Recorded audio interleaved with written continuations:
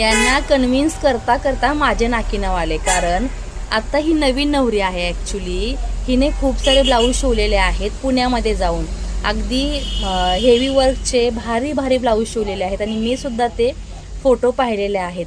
आता हे सगळे ब्लाऊज शिवताना त्यांना अजिबात जास्त वाटत नाही. उलट अजून जास्त चांगली डिझाईन करा, अजून 4,000 वाढले तरी चालतात, 2,000 वाढले तरी चालतात, असं त्यांचं म्हणणं असतं. पण सिम्पल ब्लाऊजला 500 रुपये जरी आपण घेतला, आता मी माझ्या शॉपचं रेंट बाकीचे खर्च काढता मला कमीत कमी असतं ब्लाऊजला 450, 500, 550 छोट्या मोठ्या गोष्टीसहित चार्ज करावा लागतो.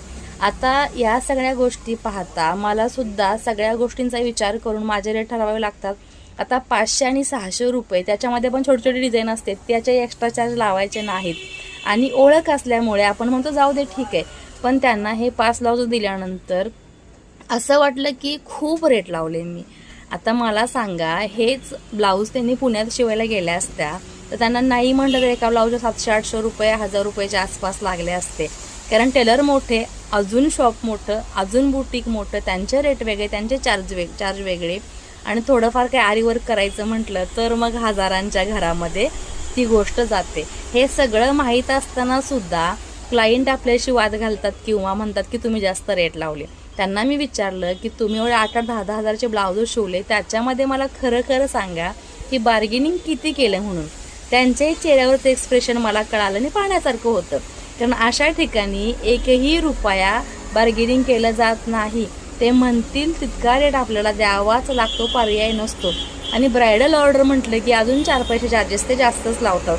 त्यावेळेला मात्र आपण खूप मोठ्या ठिकाणी आणि खूप छान ब्लाऊज शिवलं असा गैरसमज लोकांना होतो आणि अजून आनंदाने ते पैसे देऊन येतात आणि कॅश घेतात बरं का, ॲडव्हान्समध्ये. ते मागे रटाळ काम राहत नाही हे मलाही माहीत आहे. पण करणार काही क्लायंट आहे, सो सगळ्याच गोष्टी ॲडजस्ट कराव्या लागतात. आणि आपल्याला रेग्युलर ब्लाऊजमध्ये सुद्धा असे हे सगळे गोष्टी कन्व्हिन्स करून द्या, पटवून द्या, केलेल्या बिलामध्ये सुद्धा कमी पैसे करा, अशा गोष्टी आपल्याला सुद्धा या सगळ्या हँडल करावं लागतात. कारण शॉप सांभाळणं म्हणजे खरंच सोपं नाही. प्रत्येकाचं डोकं वेगळं असतं, प्रत्येकाचा विचार वेगळा असता.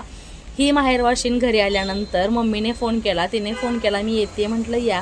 ब्लाऊज घेऊन आल्या. ब्लाऊज शिवताना डिझाईन प्रत्येक ब्लाऊजची गोल गळा नको, पान गळा नको, चौकोनी गळा नको, कारण सगळेच शिवून झाले. तर नवरी म्हटलं की खूप सारे ब्लाऊज, खूप साऱ्या साड्या असतात, सो सगळे पॅटर्न्स होतातच.